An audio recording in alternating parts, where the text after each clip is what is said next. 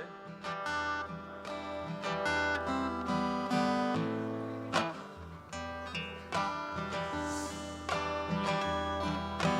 Bim, Bum. bim, bim, bim, bum. Bim, bim, bim, bim, bim, bum. Ya, Da, da, da, da, da, bim. Bum, bim, bim, bim, bum. Bim, Bim, bim, bim, bim, bum. Shabbat shalom. Shabbat shalom. Shabbat, Shabbat, Shabbat, Shabbat shalom.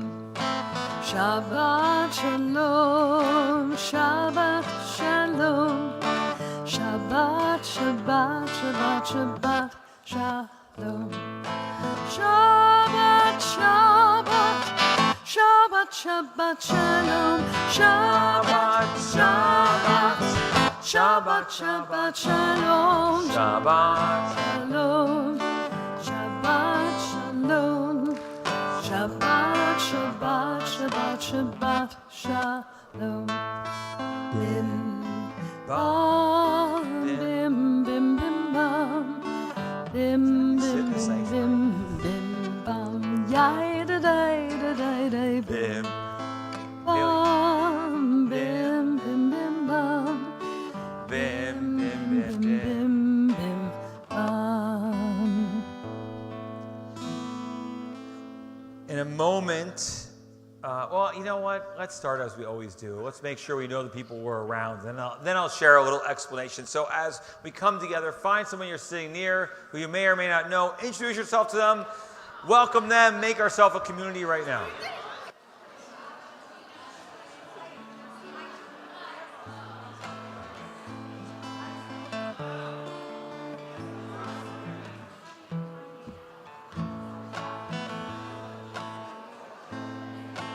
הנה מה טוב ומה נעים, שבת אחים גם יחד.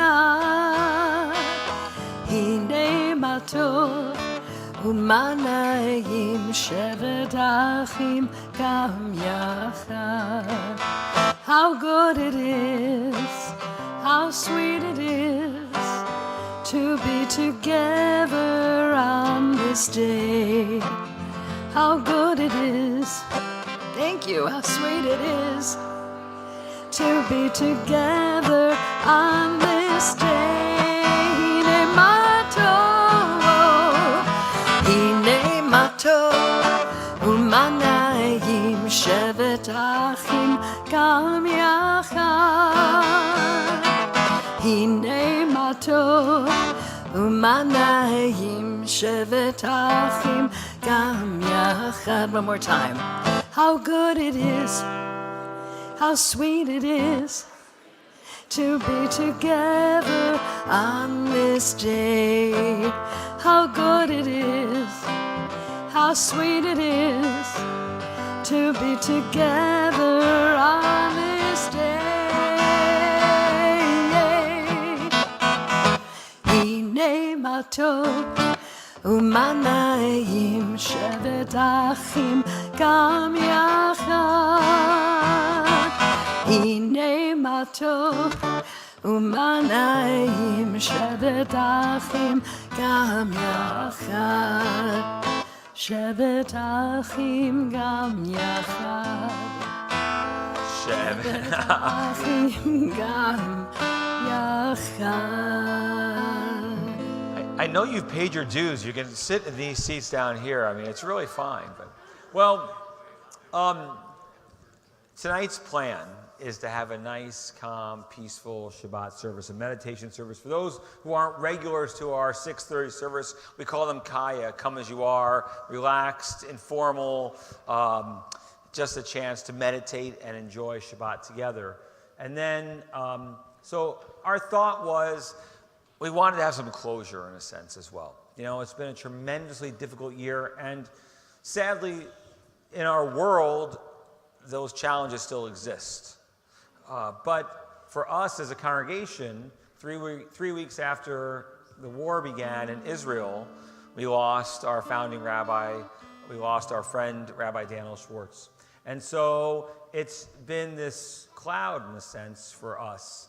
But it's also, as we've told Daniel's stories throughout the year, made us smile a lot too.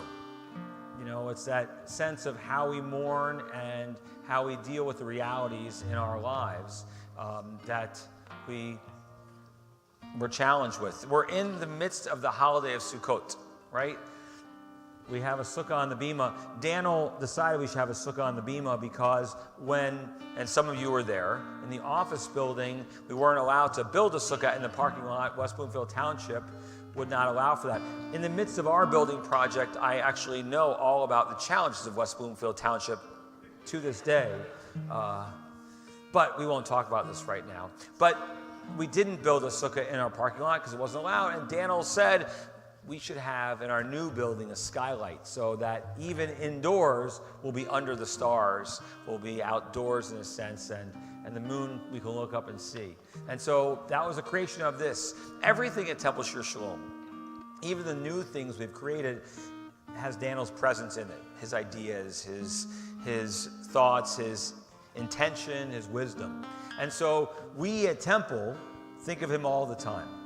Those who didn't know Daniel think of him without even knowing they're thinking of him because of what they're appreciating and enjoying. So we'll talk more about that, but just, you know, the reality that we're a congregation, we're a community, that some of you are friends with one another, have met one another, that reality exists because of Daniel, right? The fact that I'm here now in my 30th year, cantor, or 29th year on this meal, but 33rd as a member or whatever, am I right? 34th? You gotta tell I think it says 33 in the. We'll talk about it. You can tell the leg story later. So anyway, but that we're here together, that we know each other, that we have these relationships, even for those who don't know Daniel, is because of him. Because of what he envisioned. And some of you who went to him and say, we want you as our rabbi, we want to create community together, those first 30 families, which I know a few of you in this congregation tonight were a part of that group. And then those 100 families, and then those 400 families. A lot of us in this circle weren't there, but we're here today because of that wisdom and that vision and that beauty. And that's something we can celebrate today. That's something we can be really proud of, that we live as part of his legacy and know that he's smiling upon us too. So let's enjoy some time together for Shabbat. Let's pray a little bit. And let's make this a meaningful Shabbat for us as a community, as a congregation. And of course, you know, our thoughts go to Daniel's family. I know Susie's watching online, and to his children as well, Ari and Peter, to the rest of his family, that they'll hear our stories too, and they share in this as well. And so as we've done this entire year, we're always thinking of them and sending our love. But for us, you know, this community is a part of them too, and a part of what this means. So let's enjoy Shabbat as Daniel would want us to do. Let's create this time in our lives for us and make this meaningful in this moment.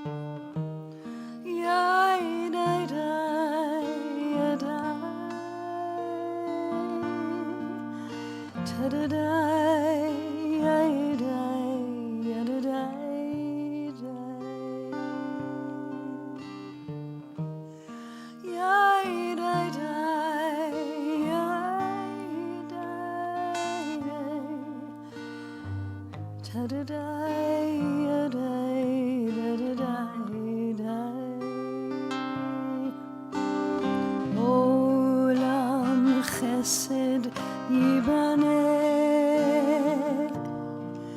yadadai yadadai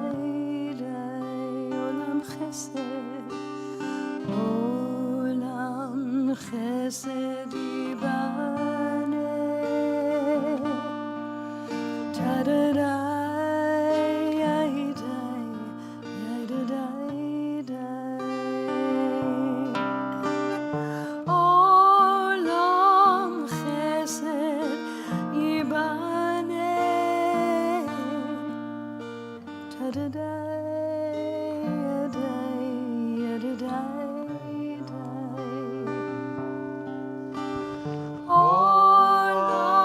chesed yibaneh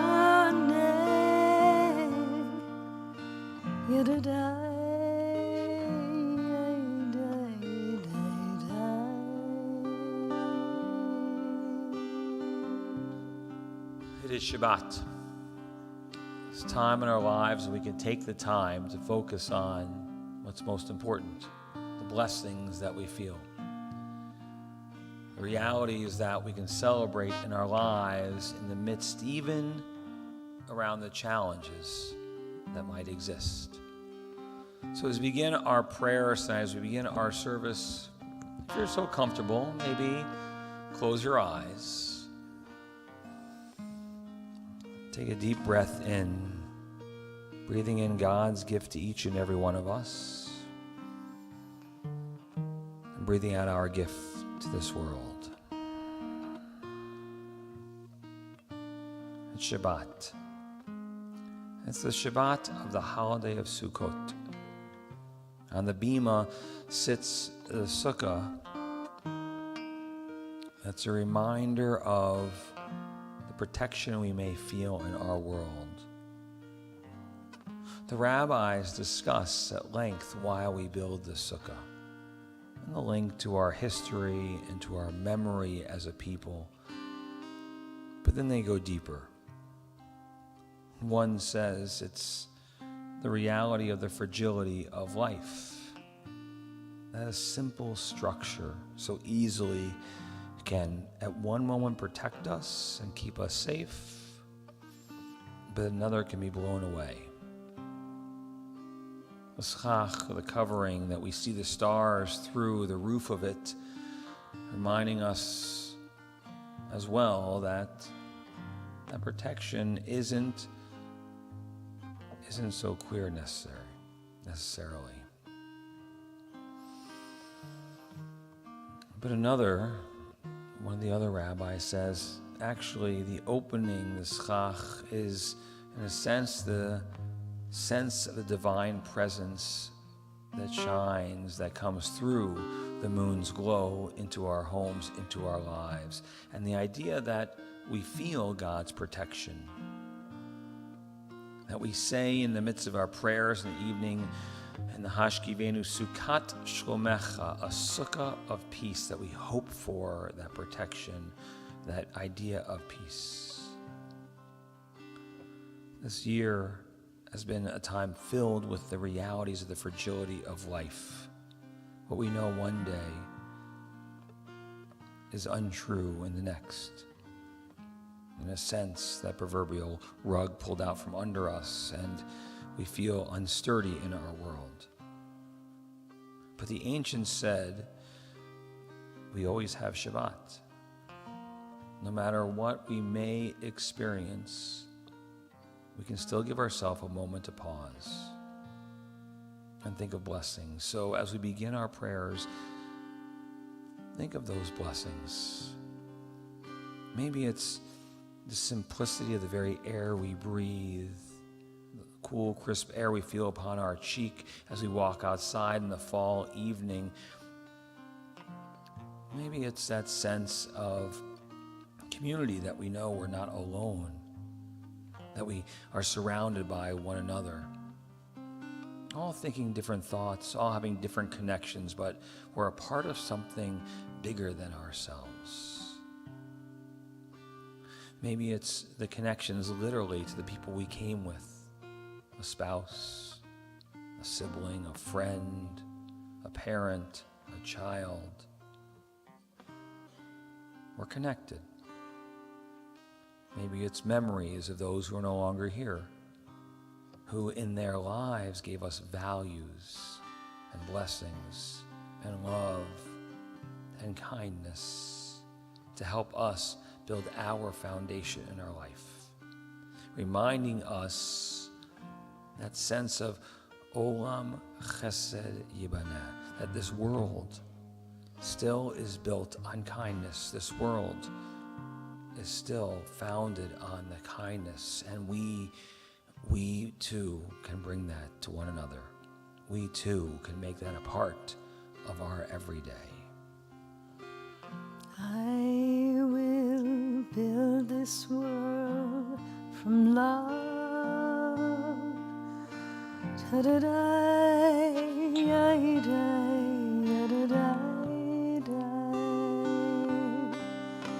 And you must build this world from love.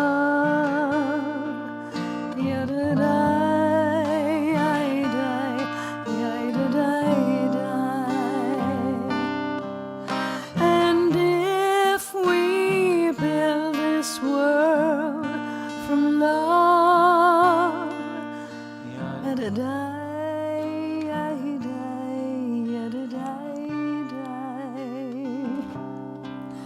then God will build this world from love.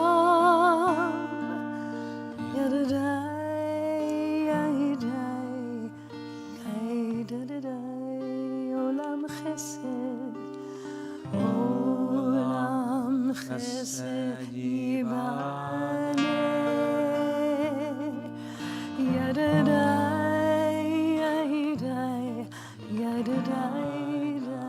Olam chesed, olam chesed yibane.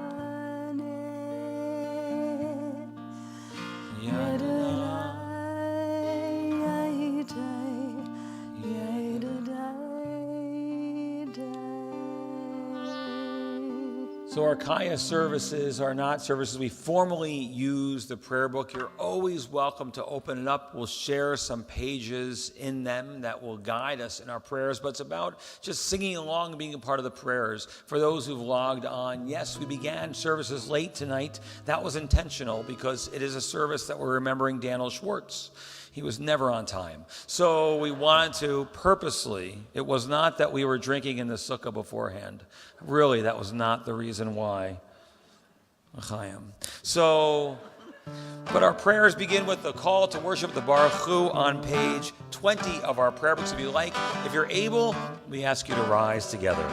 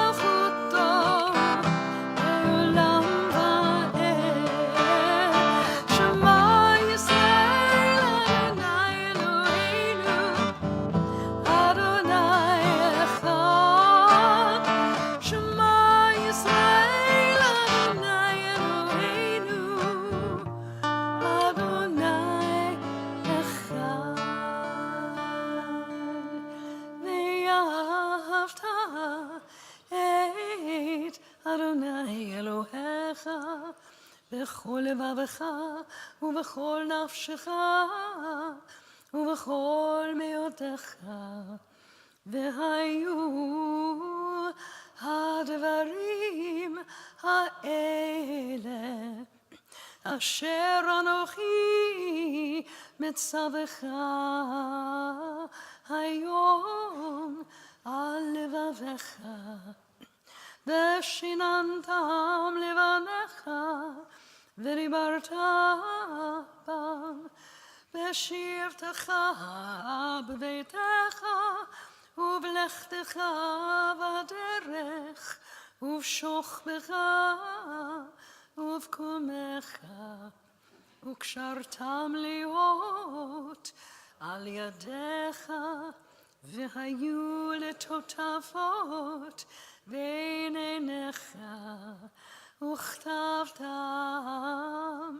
על מזוזות ביתך ובשעריך, למען תזכרו ועשיתם את כל מצוותיי, והייתם קדושים לאלוהיכם. אני אדוני אלוהיכם, אשר הוצאתי אתכם מארץ מצרים, להיות לכם לאלוהים. אני אדוני אלוהיכם. One of the beauties of being in here and being underneath the sukkah that Rabbi was talking about is being able to see different sukkot, whether it's the one that we have here in the sanctuary or the one that our religious school families and some other members of temple built outside, or even sukkot of friends. I saw somebody taking a picture earlier and sending it around to their family circle. And I remember a tradition that we had as part of rabbinical school of doing the same thing, that we'd find these really incredible sukkot in different places. In Jerusalem, I remember being in an alley and seeing a sukkah built onto a porch. Just that little porch, but that's all that they needed to be able to go outside and to some sleep in it, some eat their meals in it, to be out, exposed to the elements as they were there. But not only the beauty of some of these sukkot as we build them, but the materials that are used are different often. And hearing from friends what they use at their synagogues to be able to sukkah, or their homes, or seeing some of them, I'm always curious how they're put together and how they're constructed as they do that. This next prayer that we sing together, the words of the Hashkivenu, we talk about building a Sukkot Shlomecha, a different type of sukkah, a sukkah of peace. And so for a moment, I want you to close your eyes and look within again. To breathe in, slowly inhaling through your nose, and to breathe out, exhaling through your mouth. Continue to focus on your breath, something that we do thousands of times each day without noticing, without paying attention to it. Breathe in. As you breathe in, say that word to yourself, Sukkah. The huts, the booths that we build, but a Sukkot Shlomecha, a shelter of peace. Picture in your mind what a shelter of peace would look like. Is it like that sukkah that you see on the bima? Or in someone's backyard or porch?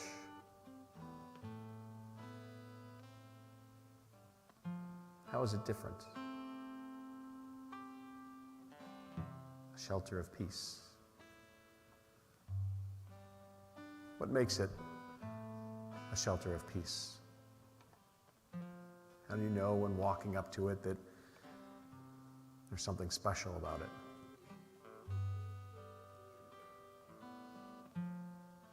How big is it?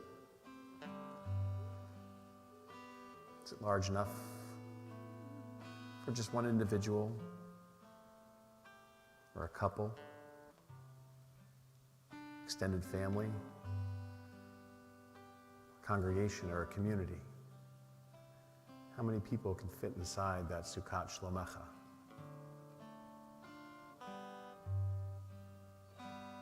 How do people treat each other inside that shelter of peace?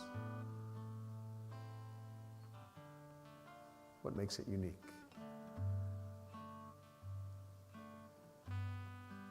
As we continue to focus and imagine what it could be,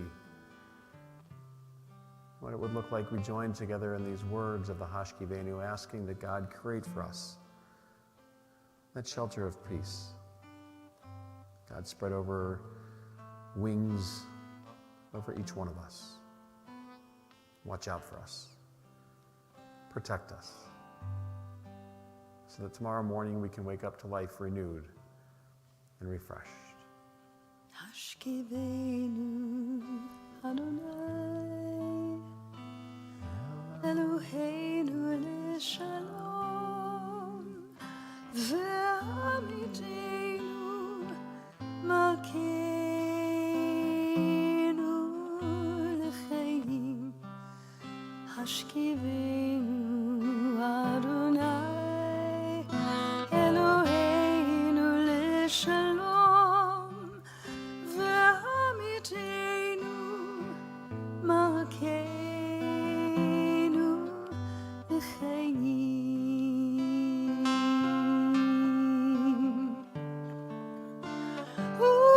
ufros aleinu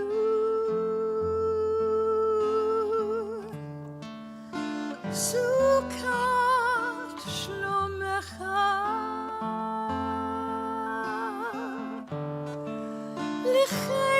L'chaim u'shalom me'ata v'yad olam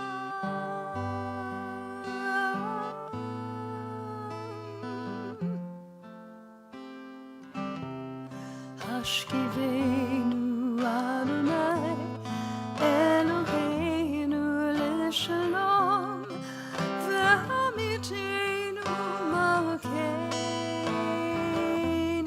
lechaim Hashkivenu Adonai Eloheinu leshalom ve'amitenu malkeinu lechaim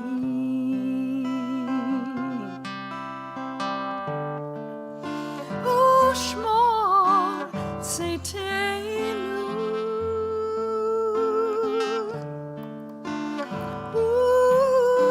uvoenu l'chaim u'shalom me'ata v'yad olam me'ata v'yad olam Hashkivenu Adonai Eloheinu leshalom ve'amitenu malkeinu lechaim Hashkivenu Adonai Eloheinu leshalom ve'amitenu malkeinu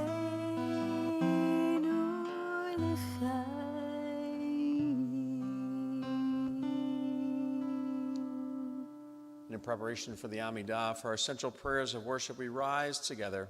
We take a moment for our own private meditations, either the prayers of our hearts or somewhere around page 25. There's also a private meditation to read. Please pray silently.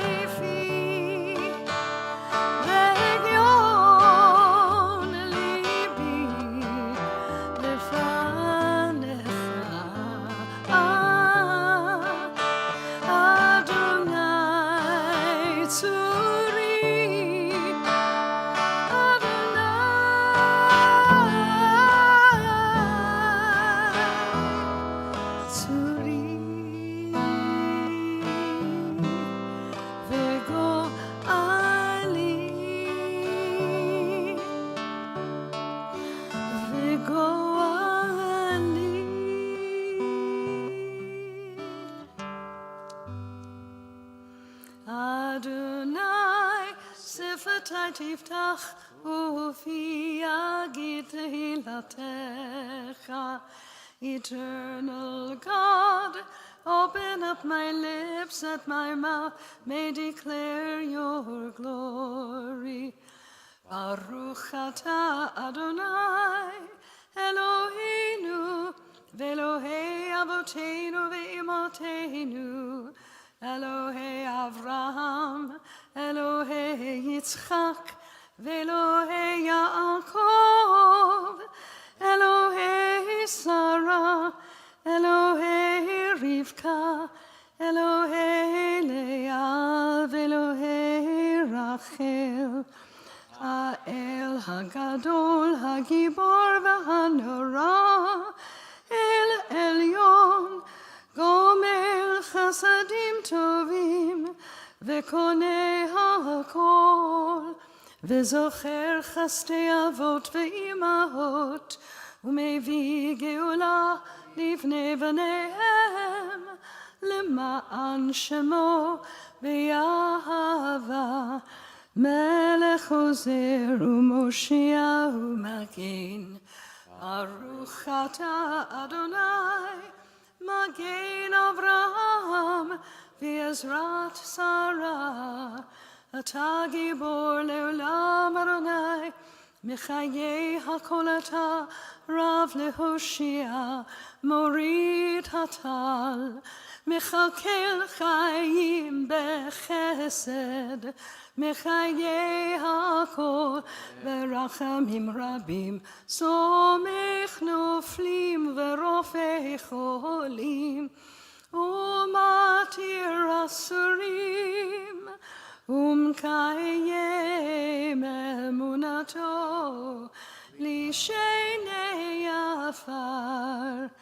מי כמוך בעל גבורות, ומי דומה לך, מלך ממית ומחיה, ומצמיח ישוע, ונאמן אתה להחיות הכל.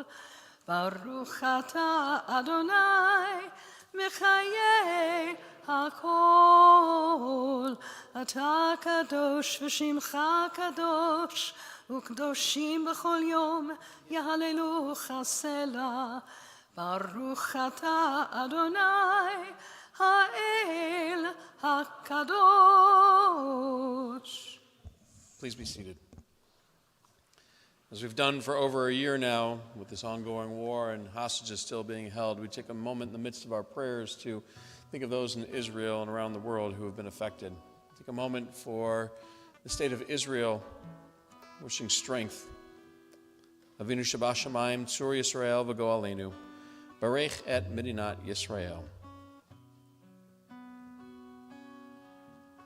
God of all generations, you who are high above all nations, states, and peoples, Rock of Israel, the one who has saved us and preserved us in life, bless the state of Israel, first flowering of our redemption.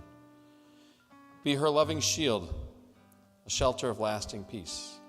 Guide her leaders and advisors by your light of truth. Instruct them with your good counsel. Strengthen the hands of those who build and protect our holy land. Deliver them from danger. Crown their efforts with success. Grant peace to the land, lasting joy to all her people. As together we say, Amen. Amen. Think of the soldiers working to bring home the hostages and to keep Israel safe. Tefillah yesh banu, shetelchu v'tavo b'shalom. We pray that they go and return in peace and safety to all their desired destinations. May they find serenity wherever their soul may lead them, and grace, kindness, and compassion. May they not be thwarted by any tribulations that they may encounter on their way. May their deeds be good, their paths true, and their actions pure. God, help them find strength to pass the tests of fire and safety to traverse the coming days. And when they return, we will embrace them quietly and lovingly. We will see in their eyes and the fading flames the embers of the spirit of compassion and the noble and gentle soul that has endured.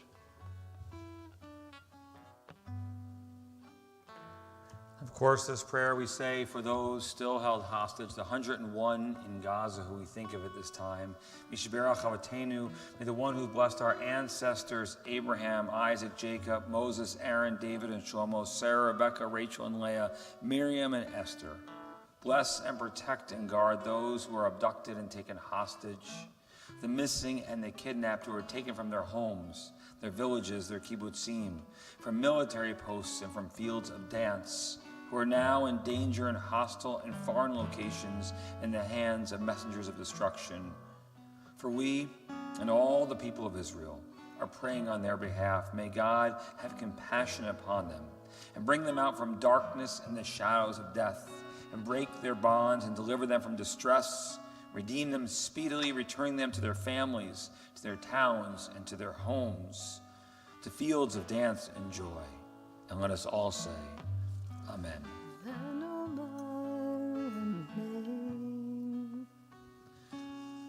We bring our prayers to those in our own community, family, and friends who we think of at this time who are in need of healing and strength with our prayers of Mishiberach.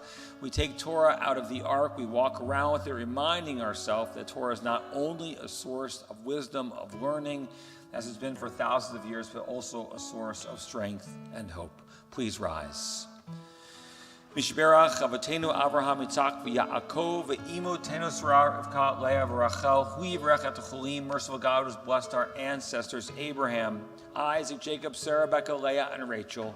Send your blessings to our loved ones stricken with illness, anxiety, friends, and family we think of at this time. Gail Beck and Carol Berg, Harry Binder, Mary Bosco, Michael Brody, Chris Burke, Karen Kasman, Patty Seresny, David Decker, Audrey Fulton Deutsch, Jessica Everett, Ann Gotro, Richard Gotro, Batia Batisha Penina, Eva Haber-Kornholm, Sarah Hyman, Lois Jaffe, Audrey Kahn, Albert Catan, Karen Keffer, Leon Klein, Isaiah Klein, Serafina Coffrin, Chaya Aviva Batfegua, Marta Lazar, Andrew Liederman, Alan Lieberman, Zoe Marcus, Tatiana Minland, Gail Mintz, Caleb Ben Ba'ami, Razel Batlea Miriam, Carolyn Peterson, Annette Pines, Sandy Pitler, Linda Pratt, Marcy Fisher-Reiners, Leslie Riggs, Yocheved Chana Bat Shoshana Gula, Laura Rousseau, the St. Amman family, Michael Schulman, Dolores Silverstein, Roberta Sanino, Susanna Stern,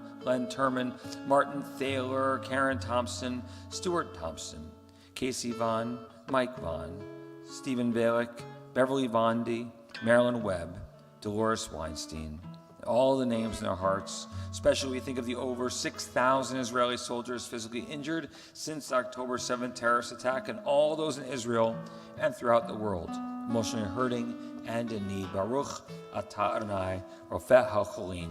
Bless you, God, give strength to those in need.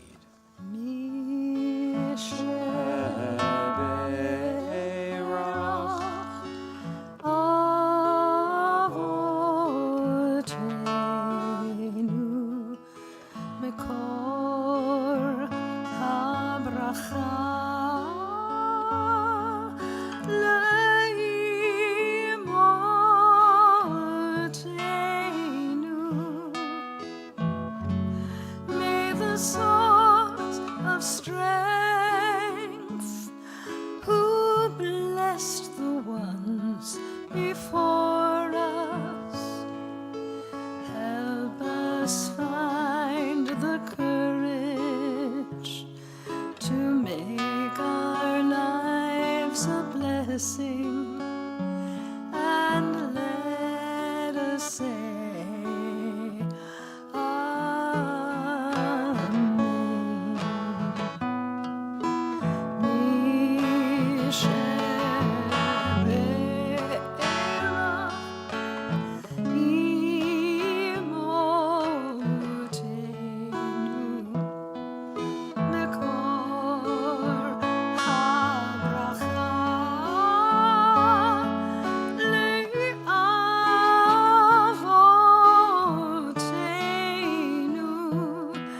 Bless those in need of healing.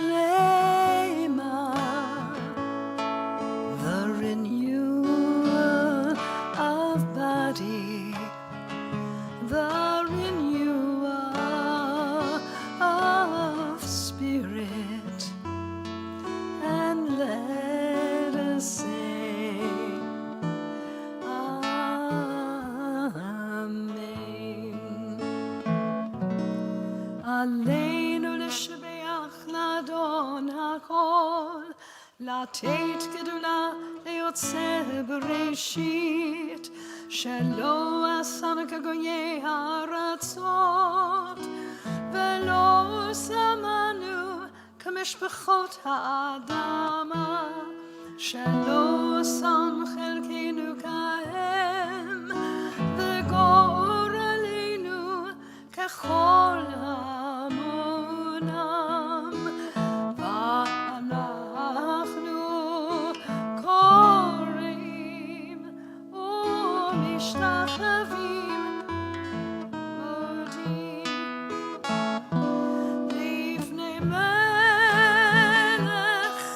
מלכי המלכים הקדוש ברוך הוא, ונאמר והיה אדוני למלך על כל הארץ.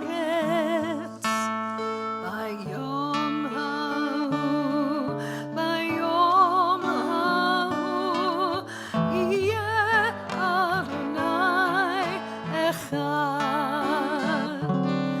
ושמו אחד.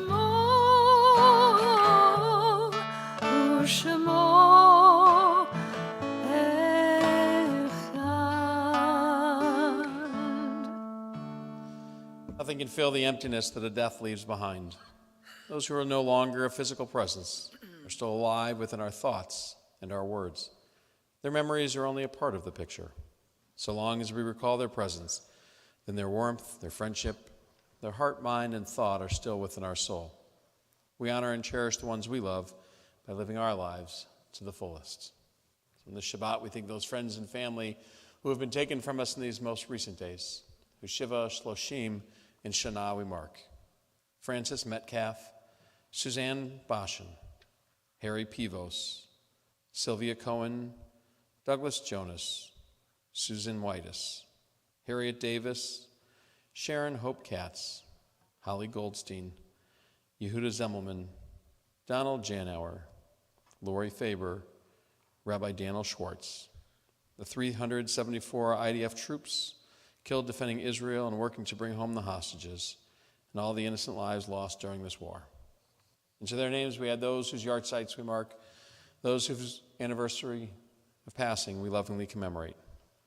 Bobby Alexander, Robert Amiri, I.A. Averbach, Mortimer Beaver, Pearl Bellow, Moody Barish, Isidore Berkowitz, Daniel Brose, Estelle Brown, Bina Camden, Francesca Chickadacola, Nettie Emmer Cohen, Gertrude Cohen, Robert DeRoven, Shuli Kirstein Eisen, Bonnie Alul, Robert Epstein, Julius Fantich, Bernard Feinstein, Morris Fenkel, Edna Firestone, Sadie Fleischer, Blanche Friedman, Harvey Elias Friedman, Edith Gantz, Harold Garber, Rita Gladstein, Alan Goldstein, Harold Gottlieb, Anna Greenberger, Arnie Grossman, Maxine Grummett, Shirley Harris, Charles Horwich, Irving Hyatt, Gertrude Jackal, Dr. Isidore Jackal, Salvatore Catan,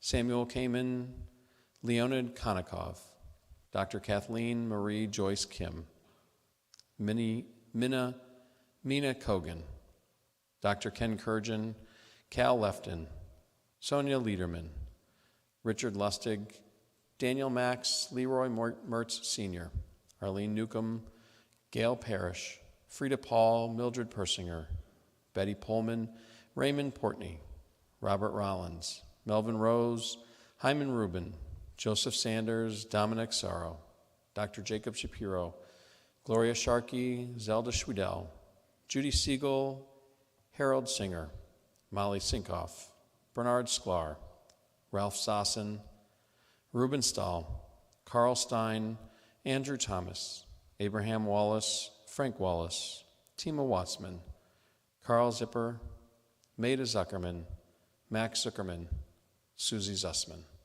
Along with all the names in our hearts, Those who have no one to say Kaddish for them, do we join together in the immortal words of the mourner's Kaddish as found on page 46 of our prayer books, praising God for the gift of life. Yitgadal v'yitkadash shemei Rabbah, be'almad divrach erte be'amlich malchute, b'chayachon uv'yomechon uv'chayei l'chol beit Yisrael, ba'agala uv'izman kari v'imru amen.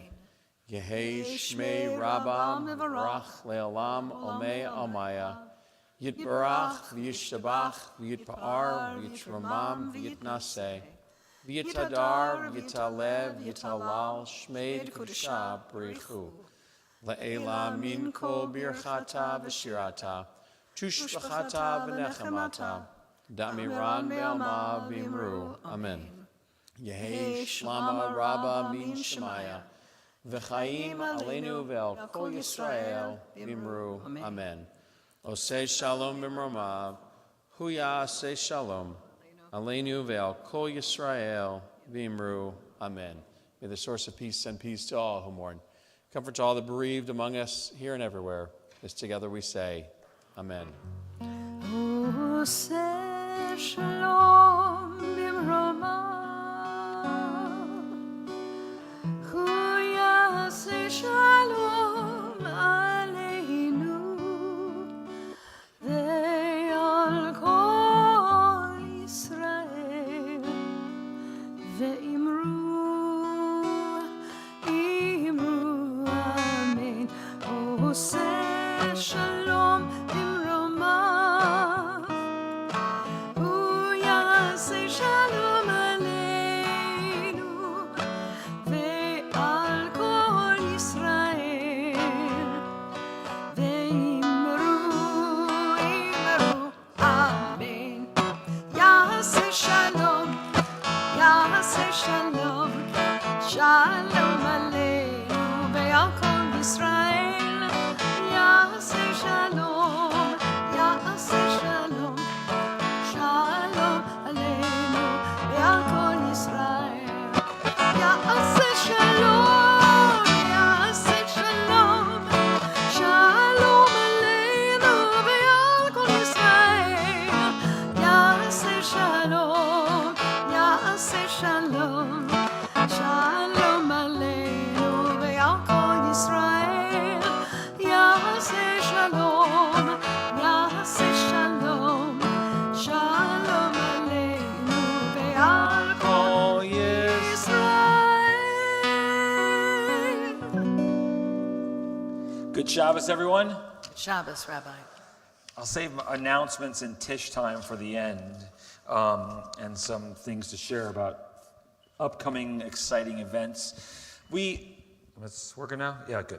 So one, I want to thank some people who are here tonight. It's a beautiful gathering this evening. And so it's nice to see a number of our past presidents. As I looked into our congregation, I think I saw everyone who's here, the ones who are here, Dr. Alan Minlin and Bunny Lieberman and Stuart Bass and David Steinberg. The four of them, especially, you survived, Daniel. And then Josh Sherbin, who worked mostly with me. So to our past presidents who I know it's meaningful being a part of this as well. Some of our past vice presidents, I'm sure I'm not getting all of those, but the first ones who were here when I started, Meryl Schwartz and Rick Smith, were some of the vice presidents who made sure I arrived here, and Daniel didn't scare me away. Stacy Finn and Mary Sue Munter and Melanie Pohl, who worked directly with Daniel in the office over the years. Stacy in the office building, Mary Sue in both the office building here at Temple, and Melanie here at Temple, as part of those who protected Daniel and took care of him and made sure he was doing what he needed to be doing, not on time, but just as best you could. So, other board individuals who served on the board with Daniel Schwartz over the years who are here right now, who are on the board directors. Make sure. Richard Mukamal, you were vice president too, and helped work on the bylaws too with Daniel and our restructuring. Thank you, Richard. I didn't see you hiding back there. Awesome. It's good to be a community and honor and celebrate and sharing that. How many of you were married by Rabbi Schwartz who are here right now? He did your weddings. Your second wedding, Tammy, not your third. No, I got that. I reckon. How many of you were bar bat mitzvahed by Rabbi Schwartz who are here? Awesome. Wow. Awesome. You know, there are so many stories. I asked Rabbi Daniel Schwartz to think of something he wanted to share with us as well, and I'm going to give him that opportunity, and Cantor as well, and then I'm going to share a little too. A lot of you have asked if you could share tonight, and there's no way we'd be here until the end of Sukkot. And so we have Oneg tonight, and the idea was that we would just be together and share stories, right? Because we would be here a long time. I was blessed to be able to give Kol Nidre's sermon last Friday night and have an opportunity to talk about Daniel and his influence on me and on many of us. And someone asked me, was it difficult to write that sermon? And it was not difficult. It was only difficult to edit that sermon because it was much longer because of all the things I wanted to share about Daniel. So we created this service so I can keep talking about him. But that's been what Penny, Daniel, and me have been doing really all year long in our staff meetings and our time together. Something would happen in the office and we'd think of that. And I know that's true for many of you here too, right? Like I started this evening our services with that reality that we are together because of Daniel. Like the friendships that many of us have would not exist if he didn't create this community. And I know some of you in this room, Lori knows and Chuck, utzed him along to make sure that he started this community, and he always felt indebted to you for that. You know, Lori, when your mom passed away, it was January 1st, and Daniel was already retired and living in Florida, and the funeral home called me and asked if I would do the funeral and would Daniel co-officiate, and I started laughing. And they said, why are you laughing? I said, it's January 1st. Daniel doesn't come to Michigan in January anymore. Not a chance he's going to come. And the next thing I did, I got a call from Rabbi Schwartz. And he said, I want to come in for Lori's mom's funeral. And I said, okay. He's like, can I give the eulogy as well? And I said, of course you can. And I said, but it's your time. It's January. You're in Florida now. You're retired. You know I can handle these things. He's like, of course you can, Michael. That's fine. I said, so why are you coming in? He said, Lori asked me to. And she was there for me when no one else was and made sure our community came together. And so you started those first coffees. And I know others of you in the circle were a part of that in the very beginning with Lori too.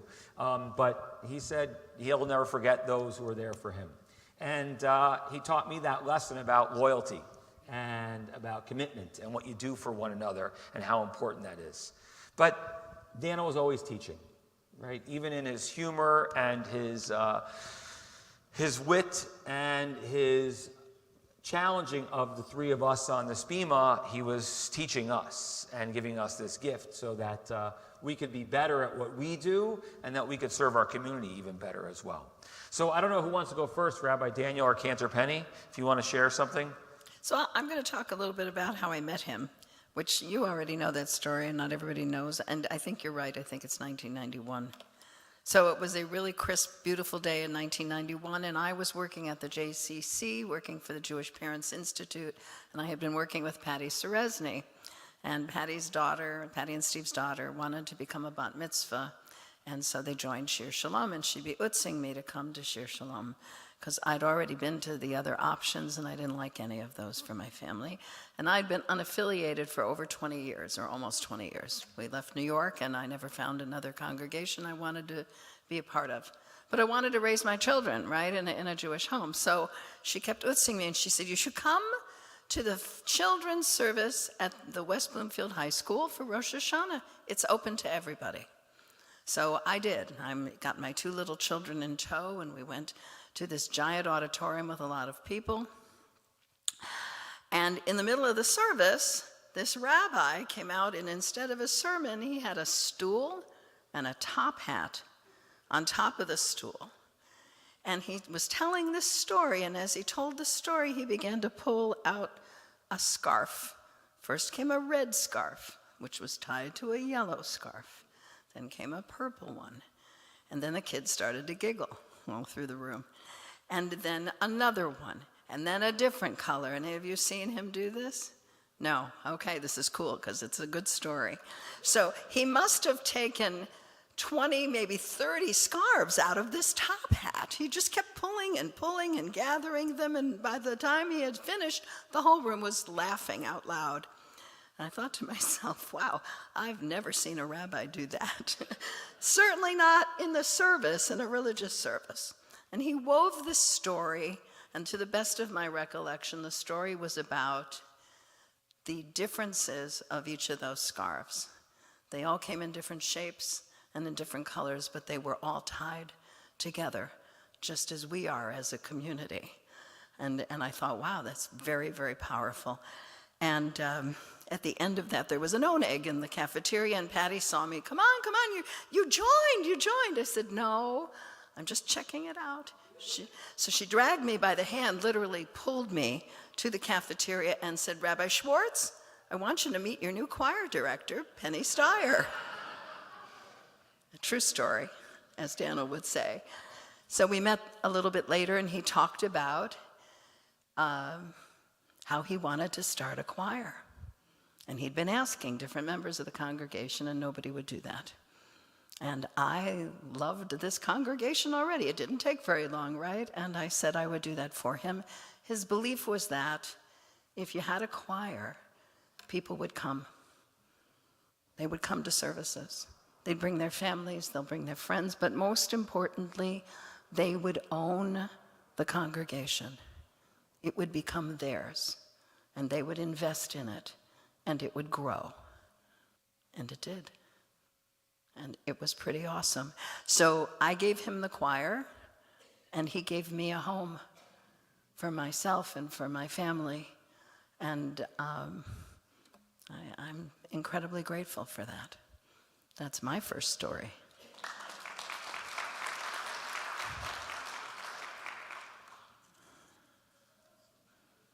Who's next on the hit parade? Where are you? I'm here. It's hard to see through that sukkah. Slowly making my way up here. I'm going to share 3 short vignettes, somewhat over the course of my time here, but you'll see why 3.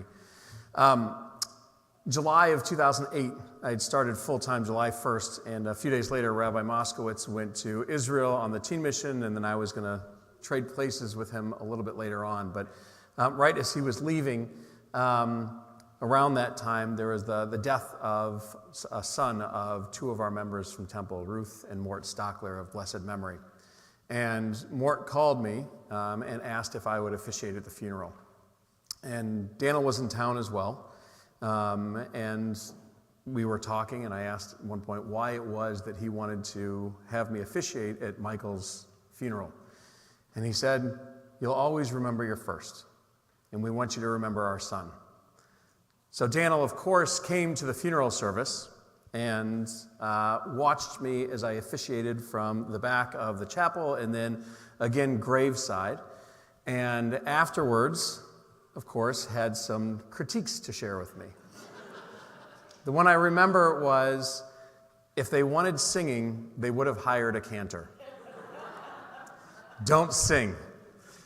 I don't know if it was my voice or something else, but he shared that, and he shared it out of love, and helping me to be a better rabbi as well, but a variety of different things. But it was love that I heard in all the different critiques that he was sharing with me, he was going through. Second vignette, end of my first contract, 5 years later, I was offered another contract here at Temple, and was excited about continuing, but the home that I was living in was a little bit further, and now this was a little bit longer of a contract. Instead of renting a house, I thought, wouldn't it be nice to own a house a little bit closer to Temple? And the landlord that I had at the time wasn't willing to go with a month-to-month lease as I tried to figure out, or they were willing to go with a month-to-month lease, but they were going to start showing the house, which meant they weren't really ready for me to stay there that long. And Daniel heard of that, and he said, "Come stay at our house." And Susie and Daniel both opened up their homes, thinking that I would be there a month, 2 months. As Susie's watching online now, a year and some change later, I was still living there even when they were there as well. And I was that house guest that would never leave until I found a house about 14 months later. But it was that goodness that they shared with me that I was able to see as they let me stay at their house and cook some wonderful meals for me, and we had a good time together. Third vignette, just my memory of some of the sermons that he gave, and he would always refer to one of his professors, Tepfer, who is a Talmudist, and he would talk about how Jonathan Tepfer could open up a page of Talmud, stick a pin through it, and tell you what was on every page where that pin was going through. And what I realized is Rabbi Schwartz would talk about him is that he also had that incredible skill, that he would refer to stories that he read, would tell me what book they're on, what page they're on, so that I could go find that resource and look them up and be able to use those things as well. And I especially found that wisdom that he had as we were sitting together every year, and he would critique our sermons for the high holidays and preparation of them. Some of my classmates, my colleagues now, would fear something like this, where he would rip it to shreds. I loved it. Loved that he would always make it stronger, because he wanted to make sure that I was getting that depth across for people. Always sharing it and making it a little bit better and making it stronger. Those 3 vignettes share goodness, love, and depth with me. And if those of you who know him would talk, as Rabbi Schwartz would talk about God, when you asked him what God was, it was goodness, love, and depth. I'm not comparing him to God, even though he would have loved that. But what I will say is that he brought God to me. And through him, I was able to see that divine as well, as he brought goodness, love, and depth into our world and shared them not just with me, but I'm sure with all of you as well.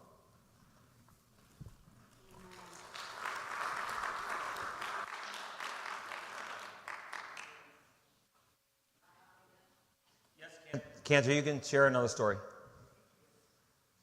I have many, and it was hard to hone them down, and I realized that I picked things that made you laugh, because I think my favorite thing, yes, he was an amazing teacher. And I remember he wanted me to, he called me in when I was first doing cantorial soloist work and said, I want the kids to learn how to chant. I said, I don't know how to chant. He said, how long will it take you? I said, give me 6 months. And as I was doing services tonight, and I listened to everybody chanting along with the Ve'ahavta and the Avodim Giverot, and I thought, look what we did together. How cool is this? He was so proud. That isn't my story, but I wanted to share that because it struck me as we were here. So, my favorite Daniel true story. How many of you know the Finkelstein shofar story? Oh, 2 for 2. Susie, so much fun. That was his last. He used it again in 2021 in his last sermon. So the rabbis know this. So Daniel had a student pulpit when he was in rabbinic school, and he showed up for Rosh Hashanah High Holy Day services, and found out that the gentleman, old man Finkelstein, who was supposed to blow the shofar, was ill, and Daniel would have to do it. And there was this lay, I believe it was a lay leader that was there with him rehearsing. And he went to blow the shofar, and the guy said to him, no, that's not how you do it. What? Is there something I should, this is how you blow. He says, no, you have to first turn to the ark and bow. Then you can turn to the congregation and blow the shofar. So High Holy Days comes, he does exactly that. He turned to the ark, he bowed, he did all the blasts, he turned back around, he bowed, and that was that. A couple weeks later, after the holidays are over, old man Finkelstein got well and came back, and Daniel said to him, I have to ask you, why do you turn to the ark and bow? I have never, ever seen that ritual before. And old man Finkelstein said, I wear dentures. I can't blow the shofar with my dentures, so I turn around, I take them out, I put them in the ark, I blow the shofar. When I'm done, I bow down and pick up my dentures and put them back in my mouth. The shofar, Daniel was gifted with Finkelstein's shofar. It's the one out in the museum case, I'm pretty sure. So that's a fun story. Would you like me to tell my little last story? I just want to talk about the klezmer stories that we did together. So Daniel taught us about the wise people of Chelm, the old wise men of Chelm. And, you know, for those of you who don't know, in Jewish folklore, Chelm is an imaginary city inhabited by fools who believe that they're very wise. And there's some really, really great stories. But one of his most memorable sermons is Tuffle the drummer. And Tuffle, which I'm not going to tell you the story because we're going to do it in a few months down the road when we have a klezmer, Shir Klezmer's coming back as a reprise. We're going to do it again. Tuffle drummed to a different beat than the rest of the world. He couldn't drum with the band, for those of you who don't know this story. And the end of the story has a fabulous surprise, and he taught us so many things, you know, aside from his gift of love and caring, because his gift of caring was immense. And it's rough. I was telling somebody, no, stop, Rabbi. In the morning on Shabbat, the mirrors in the oculus shine, the light comes shining through, and there's little rainbows all throughout the room. And he loved that. And every Shabbat morning when the sun is shining and I see those rainbows, I will always think of him. So you should as well. When you walk in, it's a memory trigger, and he liked memory triggers. Yes, he did. Yes, he did, and I'm done. Thank you, Rabbi, for letting me share those stories. That was good. He did give us that word, memory triggers. He taught us that. You know, I'm looking around the congregation, and I can think of stories that I could share that all of us have shared together with Daniel, right, that we've experienced. I was just telling Rabbi Daniel one that I'm not going to say publicly, Jim, Alexander, but it was in 1996, right before the election, and when I put my foot in my mouth. But nonetheless, moments that we all experienced together. I met Daniel at the right time in his life and at my life, right? He had been a solo rabbi for 6 years and had started Temple Shir Shalom with many of you and had worked his tuchas off and was ready to have a partner, was ready to have someone work with him. And, you know, you're told when you go through the interview process, you should talk to people who've worked with this rabbi in previous years to get a sense of how they mentor, what kind of senior rabbi they'll be, blah, blah. And I did. I talked to rabbis, people who had worked with him as well, and I heard stories of his passion and stories of his energy and his passion and his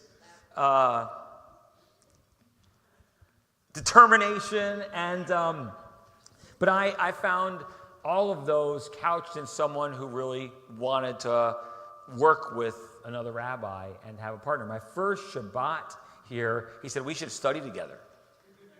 And we started studying Torah every Shabbat my first year.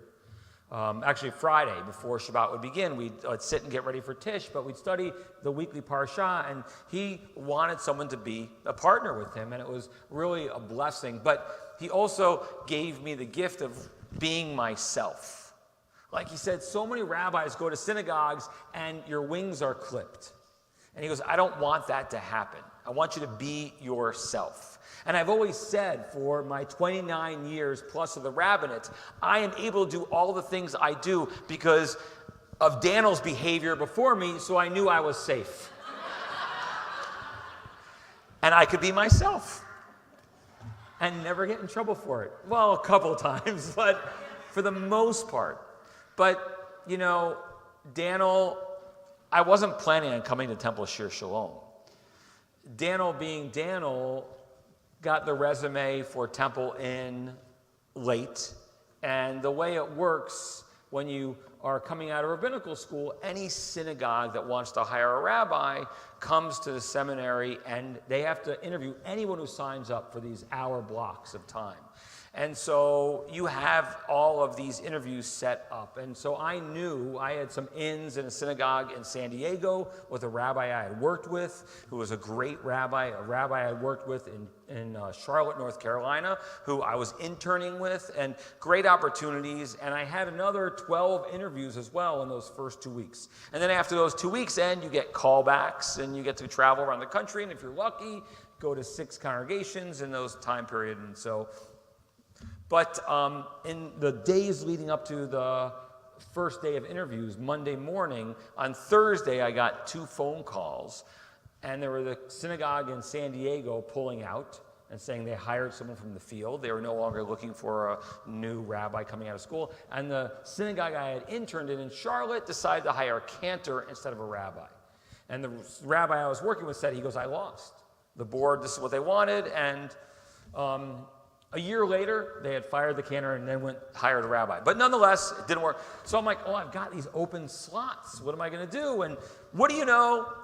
The Shir Shalom resume entered. There was no internet back then. There was no email. And so you go to the school and you always look in this big binder and see any new opportunities. I had new openings. And there was this new congregation, 6 years old, Temple Shir Shalom.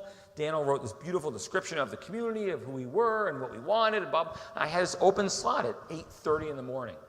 So I figured, why not? It'll be a great warm-up. Great. So Daniel always said that he liked me from the start because I was so relaxed. I was so relaxed because I had nothing to lose and was just having a good time. Dr. Alan Minwell was a part of that conversation, and we just had fun. We spent an hour together and just enjoyed one another. And I walked away, and I actually called my wife, my fiance at the time, and I said, you know what, if we get a call back for Detroit, I'd really like to take that call back. She's like, really? I'm like, okay. So, but then I realized I might have been too cavalier and too relaxed and not appropriate in my conversation in that first round. So I then tried to find Daniel on campus for the next 2 days, wherever he was. I find him in the bookstore. I went to Minyan in the chapel in the morning. I never went to Minyan in seminary, but I did there. I was fervently praying. I thought that would impress him. Whatever. I got the call back, as you well know. And Rick Smith here in the second row was given the assignment after the interview at Daniel and Susie's house when I was seated in the Hot Lips couch. Thank you, where's Susie? Thank you, Susie, for that couch. Daniel and Susie had this couch that was a set of lips. And the entire interview, I had to sit in the couch. Remember when I said I was hazed during this time? So it didn't bother me. I mean, it was quite enjoyable. And it was the interview with the board of directors. And it was a lovely evening and just had a nice time. What I didn't know is that Rick Smith was driving me around and my fiance around that evening. And Daniel pulled Rick aside and said, close the deal. Now, Daniel made sure in his wisdom to get me to come to Detroit first, and then I went to 5 other congregations around the country after. So I would compare everything to this, which I did. But he said to Rick, privately, close the deal. Make sure when he gets out of your car, he's committed to coming to Temple Shir Shalom. We were staying, and they put us up in Birmingham, Daniel's house, behind Kirk of the Hills. And so 10-minute drive at most.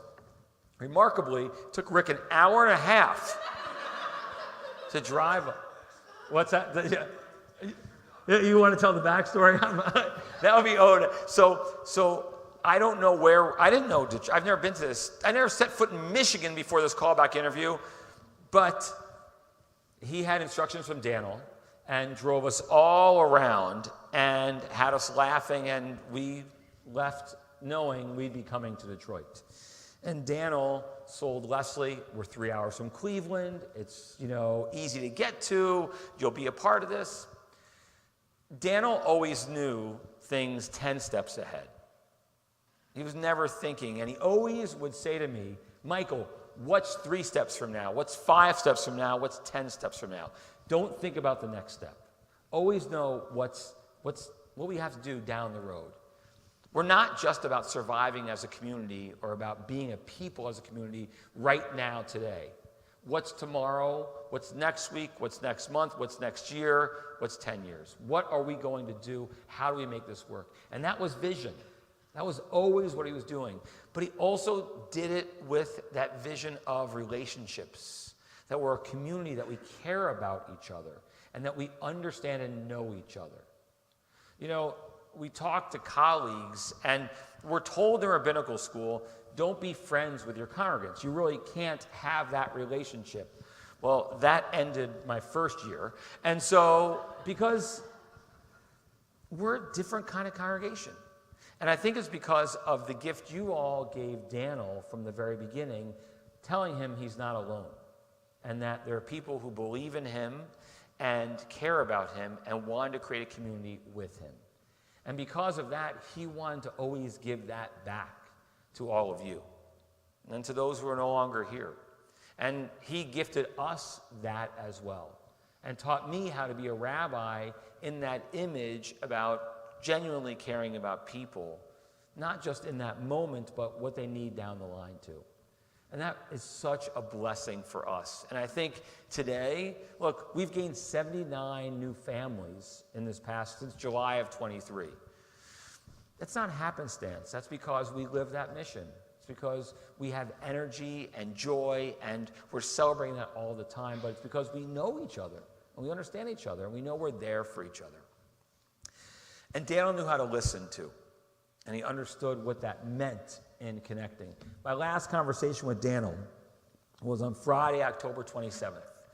I won't say who I was calling him about initially, but it was someone in our congregation who was an early member of Temple who was sick.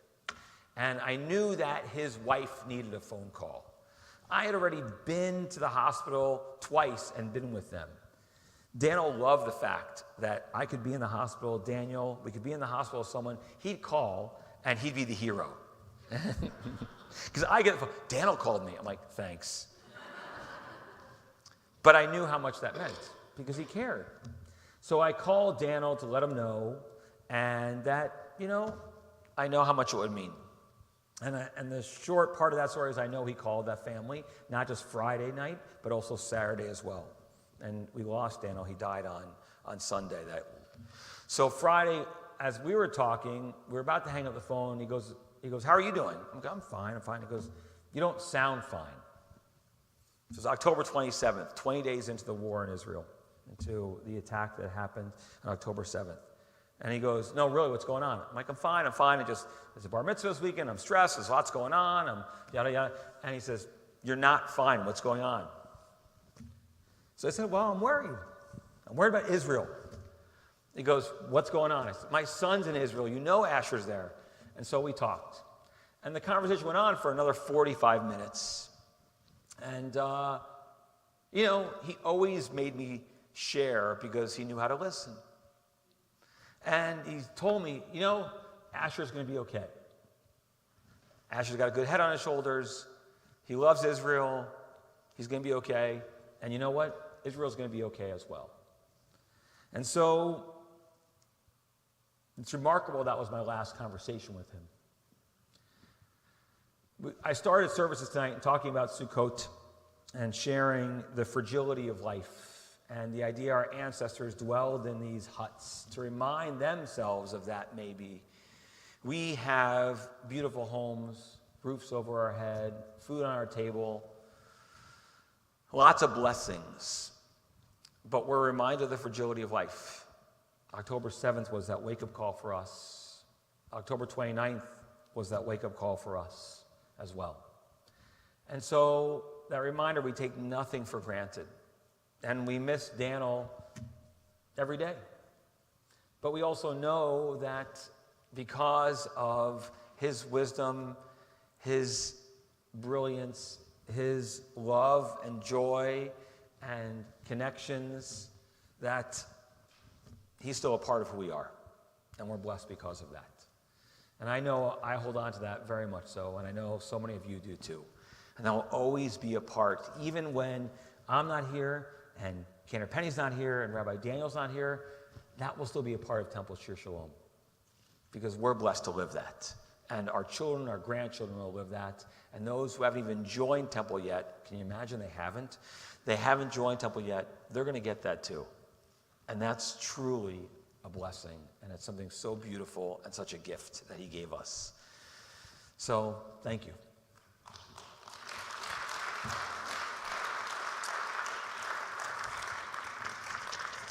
Should we, a moment of Tish?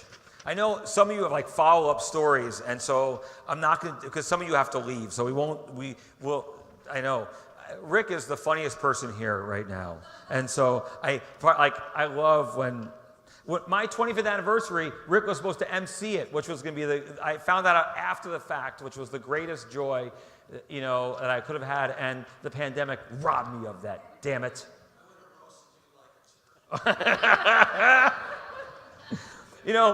I thought I was mature and wise when I was interviewing here at the age of, you were in high school, Bethany and Alicia, I hear you laughing. Things on the horizon. Monday night, I'm doing another Israel Honest Conversations, digging in deep, 7 p.m. here at Temple. About 30 of you have already signed up for that, which is awesome. You can still sign up for it too. Happy Hour Journey Through Israel, November 6th, 13th, and 20th at 5 p.m. 5 p.m. 5 p.m. Want to tell us more about Happy Hour? Yeah, it's happy hour. Just come enjoy a little bit. And what we've talked about in this past year, Israel education has been a little bit different in conversations about Israel. And what we realized is it's also a year people have been able to travel to Israel. And so one of the things that we wanted to do is hit some of the highlights and share some of the stories as you're going through, things that when it's safe and good and a great opportunity to travel to Israel again, maybe in a year for a family mission, a year and a half for an adult mission that we've been looking at, that you'll recognize some of the places that we're talking about as well. So it's my slideshow of, just kidding, it's not going to be like that, but more conversations and some drinks and wonderful company to be able to enjoy as well. Happy Hour. Cantor mentioned the importance of choir, and choir will be singing. It's a music Shabbat next Friday night. The choir will be leading with Cantor and with Rabbi on Friday night, so it should be a beautiful service. And as a music Shabbat, and in 3 weeks, our friend Dan Nichols will be here for a music Shabbat. Always very special. Dan will be with us all weekend long. So Friday night, 6:30 services with a special oneg. Saturday night will be a Java Havdalah with Dan singing with Cantor and solo and some other beautiful musicians too. But mostly a Dan night. That will be in the Fran and Gary Grossman Performing Arts Center. So we're excited to share in that as well in 3 weeks on November 8th. And 9th, November 9th. November 8th? So November 8th and 9th. 8th is the service and the oneg, special oneg that night, and 9th is the evening of music. There you go. Lots of other good things. It's funny, I got something. Make sure you tell your congregation they have to vote on November 5th. Are there congregants who don't vote? I mean, we're Jews. We vote. That's part of who we are. So it was an interfaith email that went out. And so, I don't know, my papa, a blessed memory, who was an immigrant from Russia, came here in 1905, proudly would vote and always taught us the importance and the value of that. And so when my kids were little, I'd wear my yarmulke and I would go and vote and take them with me always to vote. And I wear my yarmulke because I think it's a Jewish value for what we do and who we are. So, speaking of other Jewish values, Thursday is our last day of Sukkot. Thank you. Shmini Atzeret, and so at 10:30, I know there's a number of mourners that are here. 10:30 on Thursday morning, we have our Yizkor service for Sukkot. And now, a question or two before we go into an oneg. Amy Weber.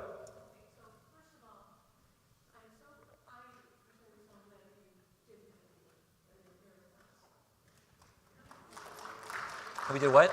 Just thankfully you interviewed with Rabbi Schwartz. Oh, thank you. Oh, yeah. And Dr. Minlin. Me too.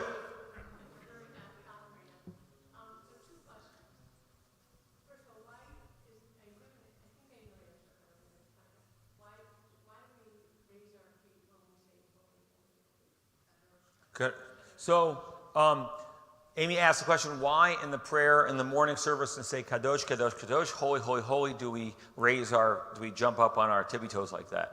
we're mimicking the angels. So the angels that would descend and ascend with a mission or something that they were supposed to be doing, that we're told that during some of the prayers that they would also ascend, they would go up. And so we mimic that by going up as we say those words talking about God's holiness. Why do we bow when we say Baruch?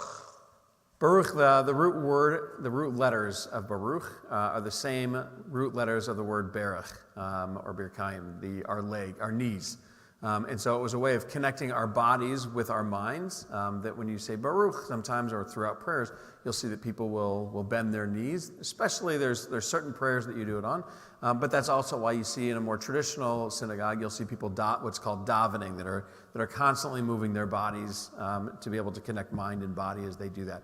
But it was that idea of we're bowing before God, who is our King of Kings, because that's the behavior that one would have, what you would do, the choreography before going through in front of royalty, but that connection as well to Berach and Baruch. I'm letting him call. So that... I have. Gary Cooper.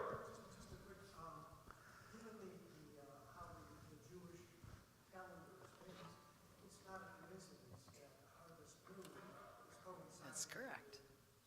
Correct. So Gary's question is it a coincidence? It's not, he believed, knowing the Jewish calendar, living an agricultural calendar, that it's a harvest moon that Sukkot begins. Most Jewish holidays begin on a full moon, right? And so connected to the calendar, the lunar calendar, with that in mind. Rosh Hashanah is the only holiday that begins on the first day of a Hebrew month with no moon in the sky. That's why Rosh Hashanah in particular is in Israel still the only holiday that gets 2 days. So, the tradition in diaspora, all of our holidays are given an extra day to make sure we overlap with, a full moon. Is it the 13th of the month or the 14th of the month or the 15th month of the 28, 29, 30-day cycle, right? The full moon of the counting of the lunar calendar. So it looks the same, whether it's the actual full moon or a day before or day after. So we add an extra day to the calendar. Or it may be cloudy and you can't see the moon. And that's why Sukkot is 7 days in the Torah. It's 8 days in diaspora Jewish communities. Passover is 7 days in the Torah, 8 days, right? Rosh Hashanah, traditional Jews do 2 days. In Israel, Passover and Sukkot are 7 days. Rosh Hashanah still gets 2 days because it's no moon in the sky. And so it was still that idea of we're not so sure. It's the darkest time. And, it's interesting in the theme of Rosh Hashanah and Yom Kippur and what it represents. And Haviv Reddick Gore, one of my favorite journalists in Israel, who I've been following even more this past year, who is brilliant. He's one of the correspondents for the Times of Israel. Has written a number of books. His father's a Reform rabbi as well. So he's a really middle-of-the-road journalist, really a straight shooter. But he had a tweet that went out the day before Rosh Hashanah, and the idea of being in the darkest time and what that spiritually means for us as we enter the new year, that we are commanded as Jews to bring light into our world. And that every day from then becomes a little brighter in a sense, as the moon illuminates our skies a little more. And what our responsibility is to help one another and to make our world a better place. And he talked about it as an Israeli coming to the end of this year's time, right? Because Rosh Hashanah being October 3rd this year, only 4 days before October 7th, the first anniversary of that. So of the tragedy. So what that represented too. And so I thought it was such a powerful teach as well. Speaking of Rosh Hashanah, if we continued, we're going to be longer than Rosh Hashanah services. And I see some people that are ready for that oneg. We should light the Shabbos candles, right? Yes. They are there. I almost forgot it was Shabbos. Well, the CAYA service, we're sort of moving out of the summer. I'm just making this up. So it's now and so we used to not do this in the summer services. Whatever. I'm just going along. We give thanks as we bring light into the world, like I did with our preschoolers this morning. And every preschooler leaves with their own Shabbos candle every week and reminds us that they bring more light to our world. So can we sing the blessing of Cantor now? Baruch atah Adonai Eloheinu melech haolam asher kitshanu במצוותיו וציוונו להדליק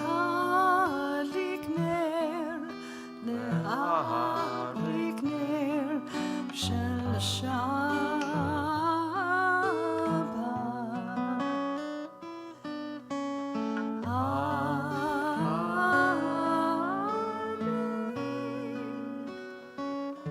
As we welcome Shabbat, we also give thanks to God for the sweetness of moments like this, to be able to be together as community, to share together in prayer and memories, and to smile and cry a little bit. So we rise together for the Kiddush with Cantor. Baruch atah Adonai Eloheinu melech haolam borei peri hagafen. Amen.